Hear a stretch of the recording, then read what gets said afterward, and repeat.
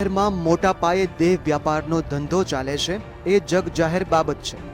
ઘણા એવા પણ કિસ્સા સામે આવ્યા છે જેમાં બાંગ્લાદેશ, પશ્ચિમ બંગાળ અને મુંબઈમાં બારમાં કામ કરતી યુવતીઓને અહીં લાવવામાં આવે છે અને બાદમાં તેની પાસે દેહ વ્યાપાર કરાવવામાં આવતો હોય છે। થોડા સમય અગાઉ મહિલા પોલીસે એસજી હાઈવે પરથી કેટલીક મહિલાઓને ઝડપી લીધી હતી અને બાદમાં પૂછપરછ કરતા સામે આવ્યું કે યુવતીઓ બાંગ્લાદેશી છે અને દેહ વ્યાપારનો ધંધો કરવા માટે જ અહીં આવી છે। ત્યારે શહેરમાં ચાલતા આવા કૂટણખાનામાં અનેક મહિલાઓ છે જે મજબૂરીમાં ધંધો ચલાવી રહી છે। તો કાંકરિયા નજીક પણ જાહેરમાં દેહ વ્યાપાર કરવામાં આવી રહ્યો છે, જ્યાં ઉચ્ચ પોલીસ અધિકારીઓની કચેરી પણ નજીકમાં જ છે, તેમ છતાં અહીં ખુલ્લેઆમ ધંધો ચાલે છે।